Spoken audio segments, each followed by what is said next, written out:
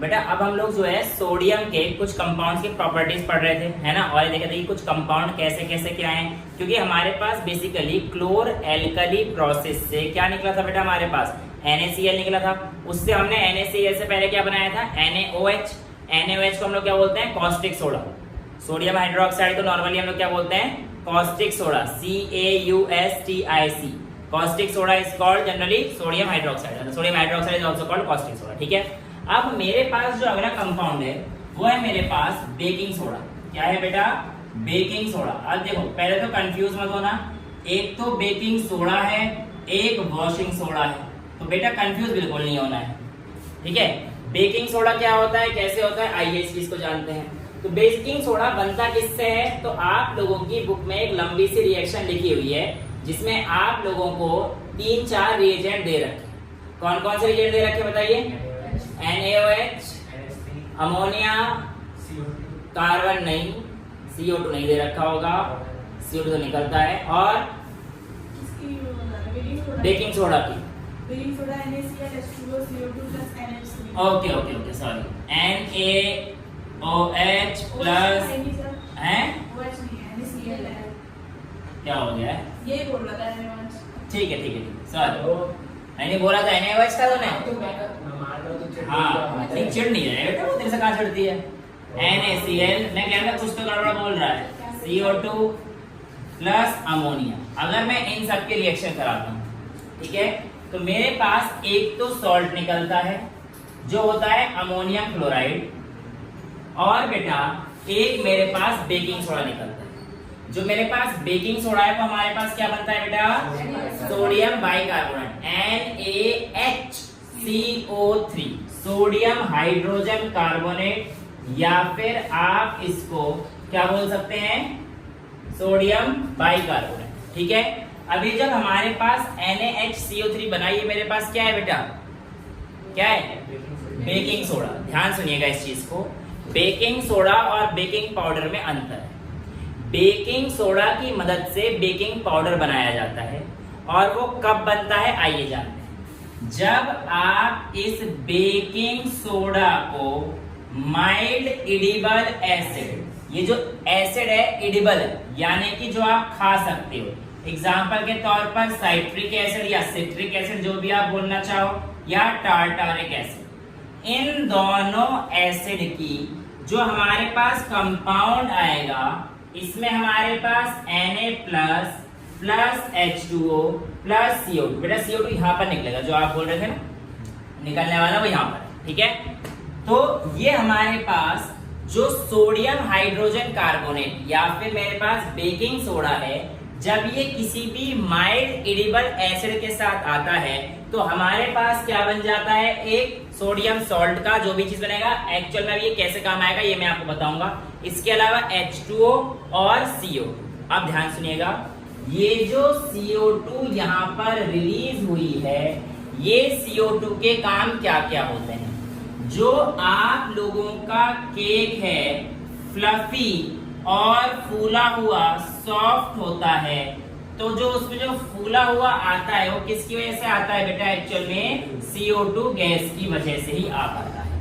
अब अगर मैं केक बनाते समय, ध्यान सुनिएगा इस चीज को, कि अगर मैं केक बनाते समय केवल और केवल सोडियम हाइड्रोजन कार्बोनेट का ही इस्तेमाल करूंगा। किसका इस्तेमाल करूंगा, केवल और केवल सोडियम हाइड्रोजन कार्बोनेट, यानी कि मैं ये डाल ही रहा, बेकिंग पाउडर नहीं डाल रहा, ठीक है। बेसिकली जो बेकिंग पाउडर है, ध्यान सुनिएगा, अगर मैं इसको नहीं डालता हूं तो क्या होगा, क्वेश्चन पूछ सकता है, baking powder is not added in the reaction of making cake, then what will happen. अगर आप लोग सिर्फ सिंपल ले लेंगे तो आप कह देना सर एक तो केक हमारे पास इतना फूला फूला और बड़ा दिखता है ना, काफी सॉफ्ट होता है ना, वो चीजें नहीं होंगी। इसका मतलब अगर आप लोग बेकिंग पाउडर नहीं मिलाते हैं तो ऐसे केक्स में आप लोगों का केक एक तो काफी हार्ड रहने वाला है, और दूसरा जो आपका साइज है बेसिकली वो इसी पोरस नेचर होता है, उसको और खुल जाता है, आराम से बड़ा हो जाता है।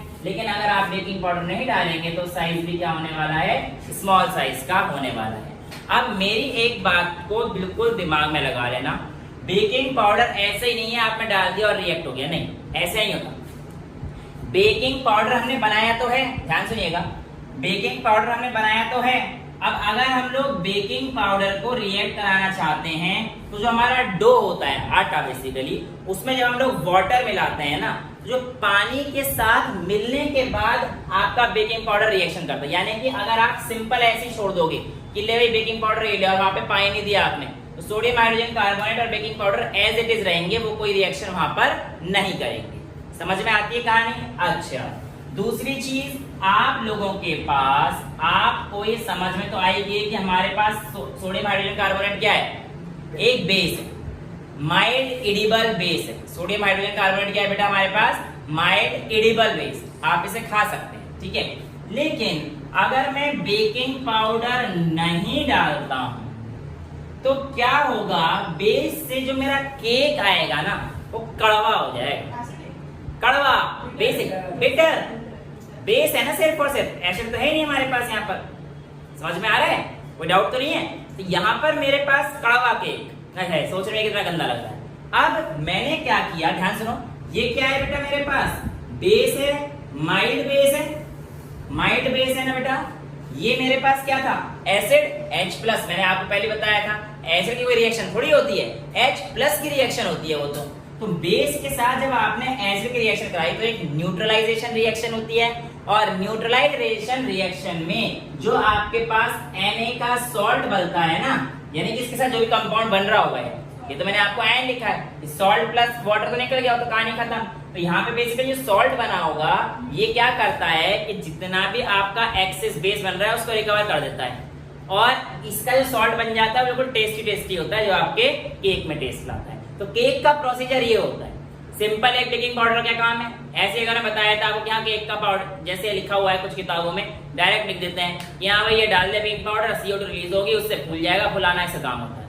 नहीं, सारा काम है, टेस्ट भी सही करता है, जो एक्स्ट्रा बेस है उसको भी रिएक्ट करा देता है, क्योंकि एक्स्ट्रा बेस होगा तो एसिड के साथ रिएक्ट कर जाएगा, काम खत्म, हमारे पास न्यूट्रलाइजेशन रिएक्शन हो जाएगी और टेस्ट मिल जाएगा बेहतरीन वाला। क्लियर है?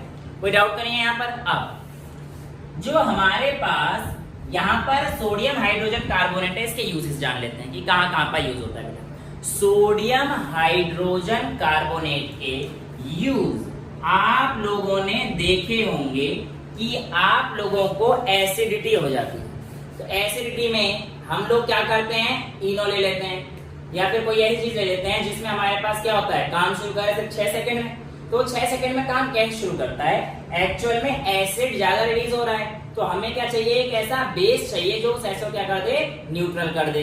तो हम लोग मिल्क ऑफ मैग्नीशिया वगैरह का इस्तेमाल करते हैं। किसका इस्तेमाल करते हैं? Milk of magnesia.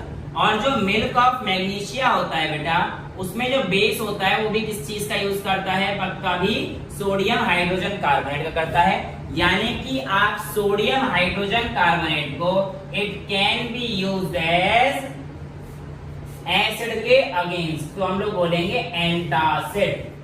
समझ में आ गया बेटा? तो एसिड के अगेंस्ट हम लोग यूज कर सकते हैं। दूसरा आप लोगों को मैं बताता हूं बेटा, एक्चुअल में यहाँ पर आप लोगों ने देखा, ये चीज हम लोग वैसे पहले कर चुके हैं। अगर आपको याद है, मैंने एक्सपेरिमेंट कराया था, सोडियम हाइड्रोजन कार्बोनेट लेकर और H+ डाइल्यूट से एसिड मिलाया था, CO2 निकली थी और गैस बुझा दी थी। याद है ना, मोमबत्ती जब बुझी थी हमारी। तो यानी कि यहाँ पर हमारे पास CO2 ठीक ठाक मात्रा में अमाउंट में इवॉल्व हुई थी। आपने देखा था रिएक्शंस जो है हमारे पास काफी विगरस थी। अब मैं अगर इस H+ की जगह पर क्या ले लेता हूँ, एक स्ट्रॉन्ग एसिड। हाँ, तो मैंने माइल्ड एसिड लिया ना बेटा, तो मैंने कहा अगर मैं यहाँ पर काफी स्ट्रॉन्ग एसिड लेता हूँ, लेट्स से H2SO4, तो ये तो काफी स्ट्रॉन्ग एसिड हो जाएगा और इसकी रिएक्शन काफी विगरस होगी। सॉल्ट जो बनेगा मुझे उससे मतलब नहीं, वाटर जो बनेगा मुझे उससे मतलब नहीं, और जो कार्बन डाइऑक्साइड रिलीज होगी वो भी कितनी होगी, बहुत ही भारी अमाउंट में होगी, ह्यूज इक्विवेलेंस के साथ होगी, जिसकी स्पेलिंग मैंने गलत लिखी थी, है ना। तो कुल मिला के कहानी तो ये है कि जब कार्बन डाइऑक्साइड बहुत ज्यादा मात्रा में निकलती है तो you can use your baking soda as fire extinguisher. क्या बोलते हैं बेटा इसको? Fire extinguisher. क्यों? क्योंकि आप लोगों के पास इस रिएक्शन में काफी ज्यादा मात्रा में CO2 रिलीज हो रही है, और आप लोगों को पता होना चाहिए कि जो हमारे पास CO2 रिलीज होती है वो हमारे पास आग को काटने का या ऑक्सीजन की सप्लाई कट ऑफ कर देगी और आग को बुझाने में आपकी मदद करेगी। ठीक है, तो स्ट्रॉन्ग एसिड का इस्तेमाल करके आप इससे सोडा फायर एक्सटिंग्विशर भी बना सकते हैं। ये काम आप घर पे भी कर सकते हैं। ठीक है, लेकिन मैं बताऊंगा नहीं कैसे, मैं करके दिखा दूंगा आप लोगों को। ठीक है, फायर एक्सटिंग्विशर कैसे बनाते हैं ये मैं बना के आप लोगों को दिखा दूंगा। नेक्स्ट मैं यहाँ पर आप लोगों के पास बात करता हूँ बेकिंग सोडा के बाद वॉशिंग सोडा। बेकिंग सोडा की सारी चीजें क्लियर है? एक दो प्रॉपर्टी और एनसीईआरटी में और एक्स्ट्रा लिखी है कोई बेटा? बेकिंग पाउडर को हमने बता ही दिया है ना, तो बेकिंग पाउडर बन जाता है। और तो कुछ नहीं लिखा ना, जो एनसीईआरटी में वो सारी चीजें कवर होनी चाहिए। नेक्स्ट हम लोग आगे बढ़ते हैं, तो बेकिंग सोडा के बाद हमारे पास आता है वॉशिंग सोडा। अच्छा मुझे बताओ, कैल्शियम ऑक्सीक्लोराइड कवर हो गया था क्या? कैल्शियम ऑक्सीक्लोराइड बताइए मेरे को एक बार। हो गया था। CaOH plus Cl2 gives CaOCl2। ये रिएक्शन थी ब्लीचिंग पाउडर की।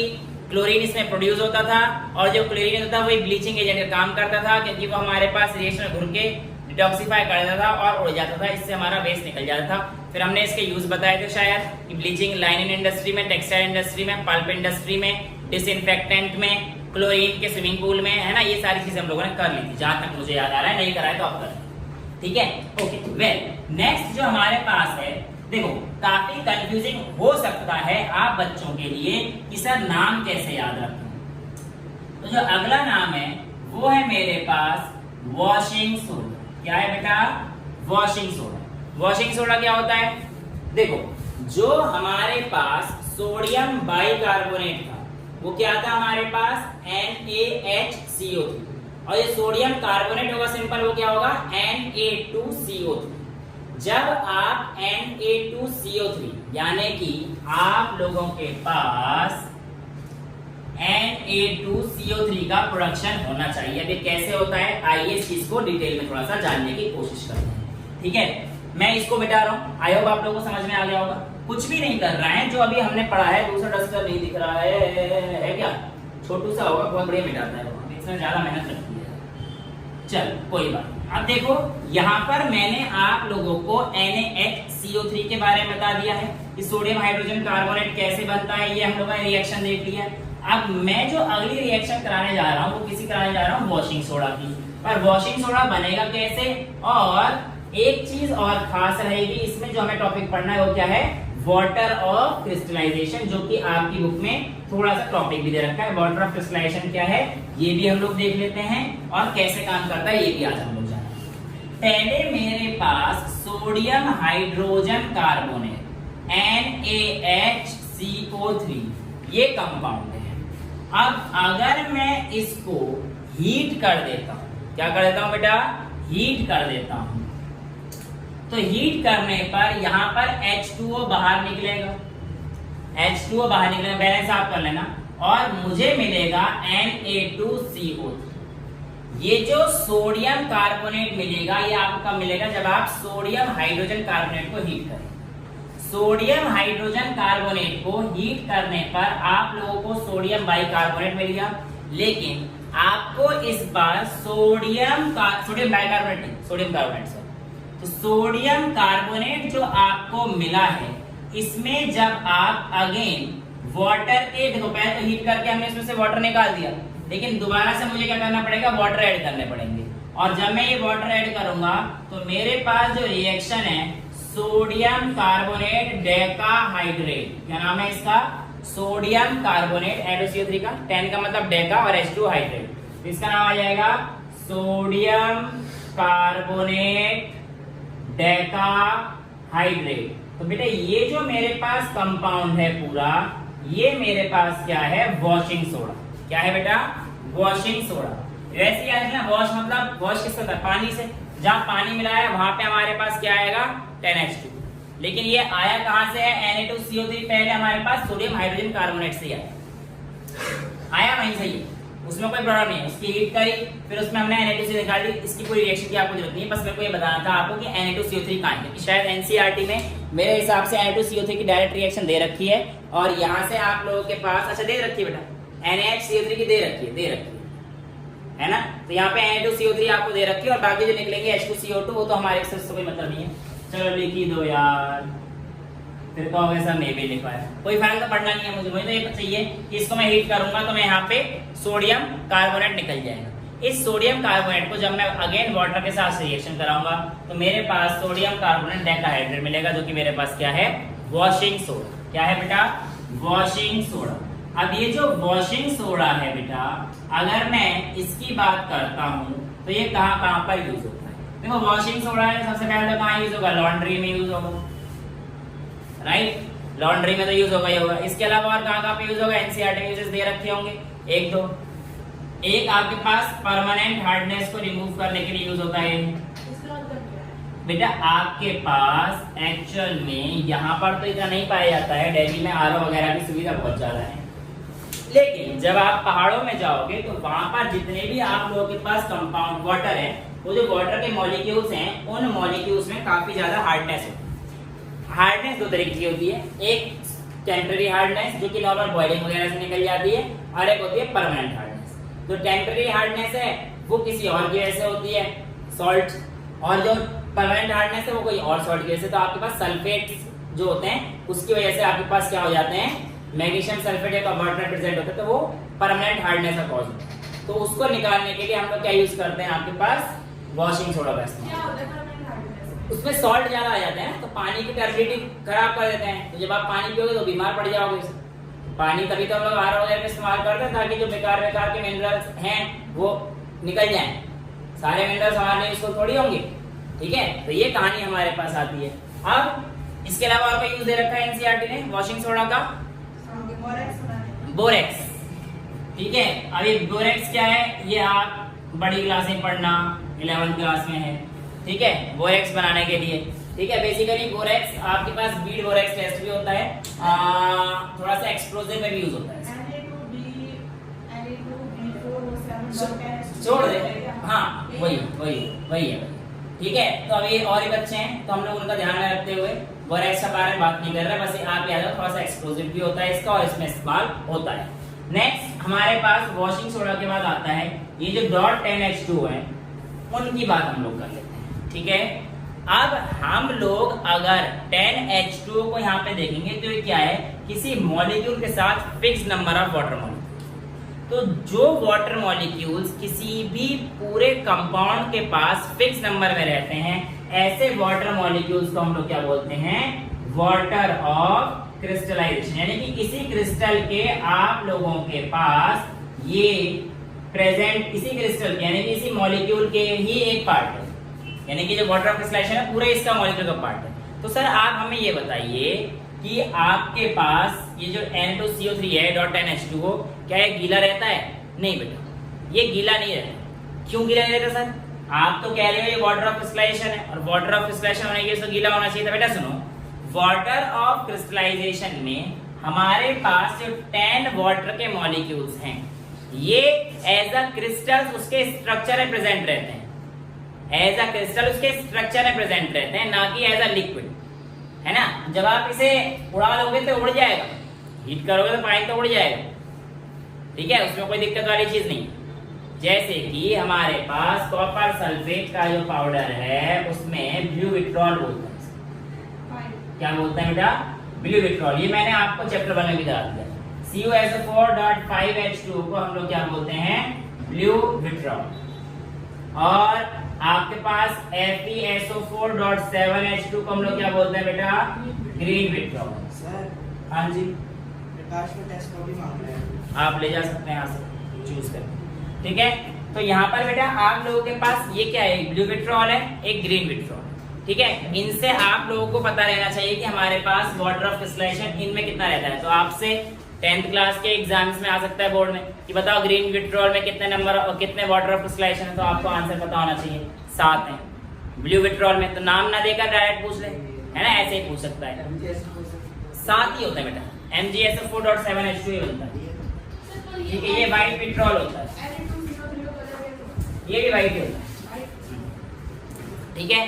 तो ये हमारे पास कहानी आती है वाटर ऑफ क्रिस्टलाइजेशन, यानी कि number of water molecules, fix water molecules जो कि कंपाउंड से क्रिस्टल में फिक्स रहते हैं, लेकिन क्या गीला करते नहीं, they do not wet the solid. Clear है?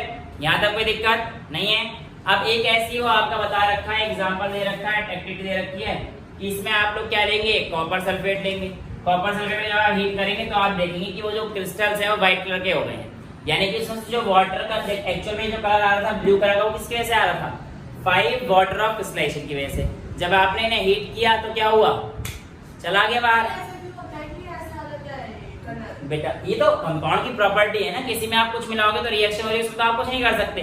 भाई कॉपर सल्फेट के पार्टिकल्स में आप वाटर मिला रहे हो तो उसका पार्टिकल है वो ऐसा कंपाउंड बना रहा है कि वो ब्लू कलर आ रहा है, अगर उसमें- FeSO4 लेते तो फिर आप ग्रीन कलर लोगे, बिल्कुल, तो आपका ग्रीन कलर आएगा। एग्जैक्टली। तो यहाँ पर हमारे पास कॉपर सल्फेट के, मेरे पास आने वाला है एक दिन में कॉपर सल्फेट, तब मैं आपको दिखा दूंगा, पूरा ब्लू कलर का ही होगा, ठीक है। फिर उसको हीट करेंगे तो व्हाइट कलर का हो जाएगा, दोबारा पानी डालेंगे तो वो ब्लू कलर का हो जाएगा। इसका मतलब अगेन उसमें जो वाटर था वो अपने रीगेन कर दिया, वाटर ऑफ क्रिस्टलाइजेशन। ठीक है, क्लियर है, यहाँ तो कोई डाउट नहीं है। अब जो अगला है हमारे पास वो क्या है? हमारे पास पीओपी, प्लास्टर ऑफ पेरिस। क्या होता है प्लास्टर ऑफ पेरिस? सर इसको प्लास्टर ऑफ पेरिस में बोलते हैं। हाँ, क्योंकि बेटा वो पेरिस में मिलता था। हाँ, सच है, मजाक नहीं कर रहा, अच्छी थोड़ी मजाक करूंगा मैं, ठीक है।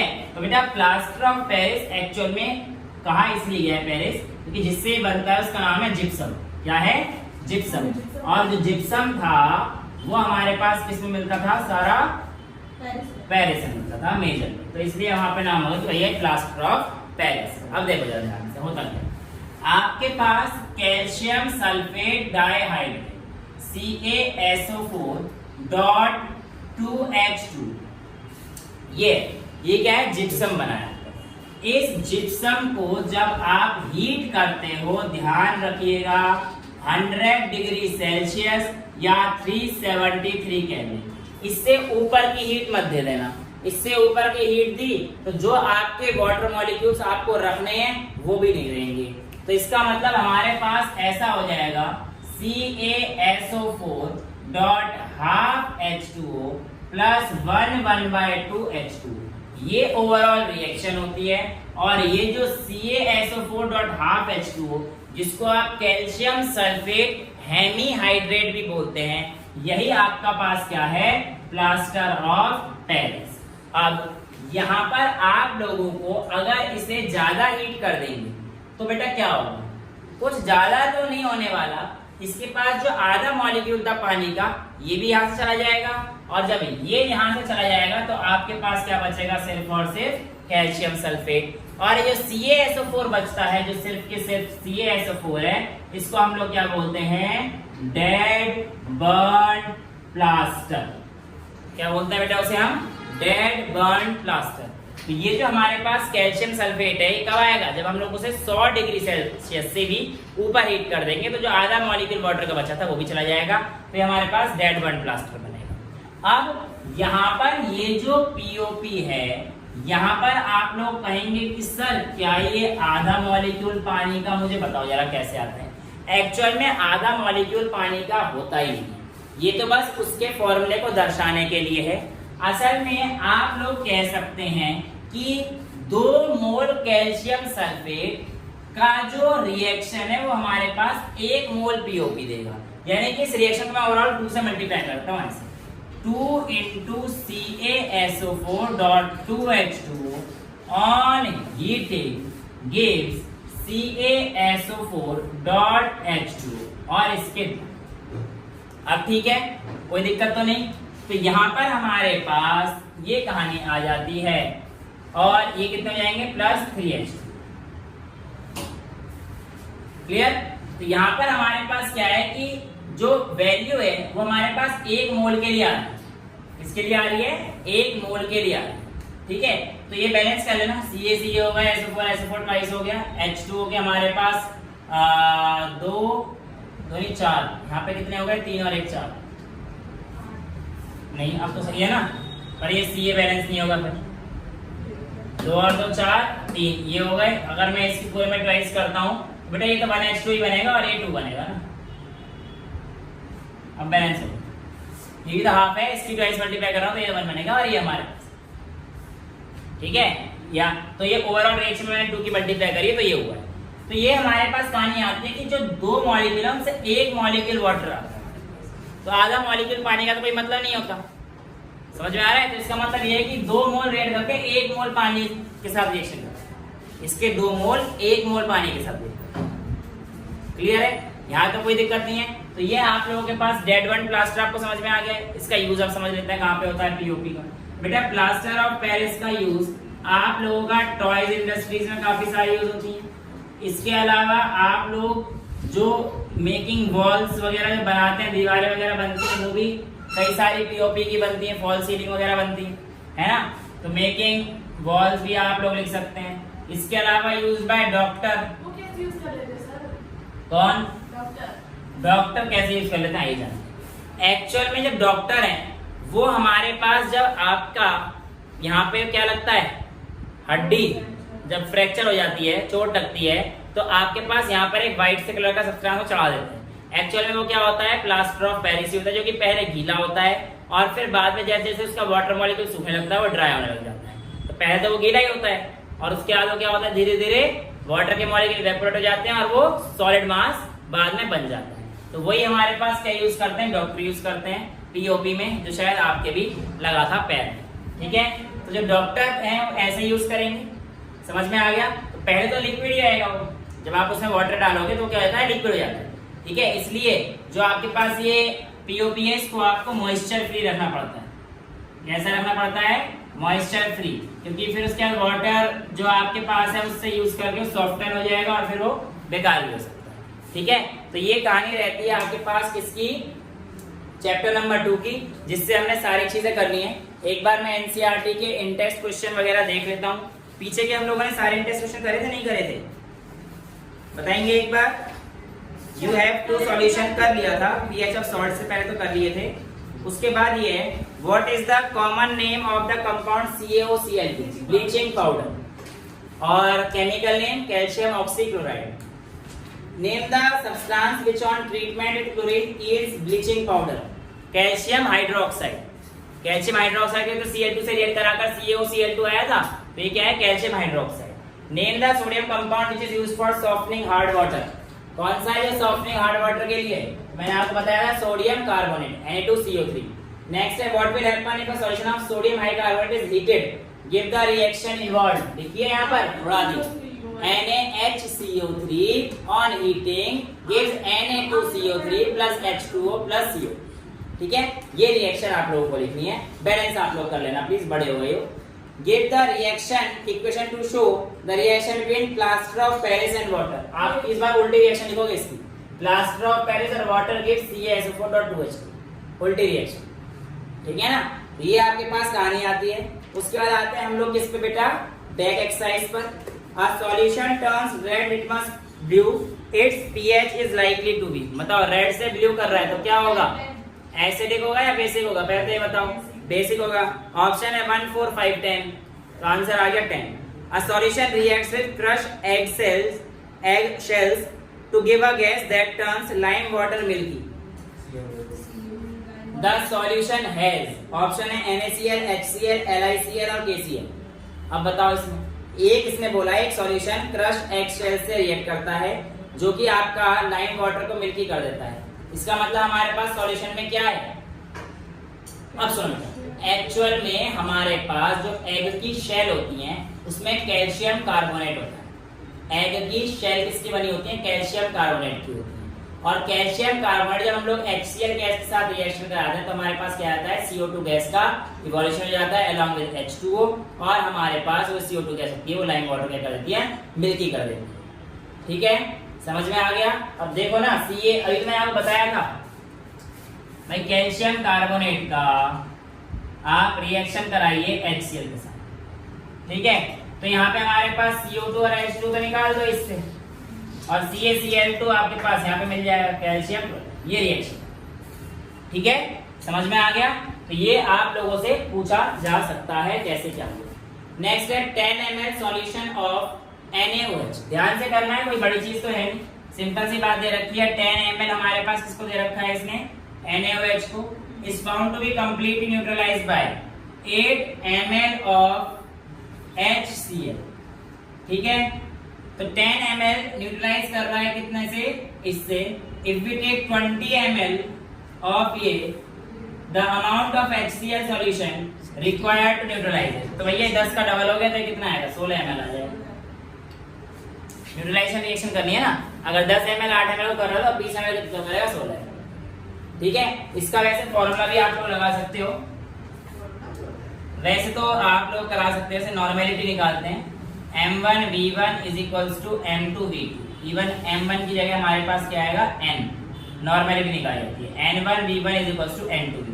क्योंकि ये HCl था इसलिए आराम से, क्योंकि इसका भी एक मोल OH माइनस है और इसका भी एक मोल है, इसलिए आंसर आपके पास यूनिटरी मेथड से आ गया। लेकिन अगर यहाँ पर बेटा ये H2SO4 होता तो आंसर कुछ अलग होता, क्योंकि H2SO4 होता तो हमारे पास क्या आता है, ये 2H प्लस आता है, और 2H प्लस आने की वजह से हमारे पास अगर 10 ml यहाँ पे होगा, ठीक है, तो हमारे पास एक HCl को नहीं कर रहा होगा, 2H प्लस के लिए 10 ml लगा होगा।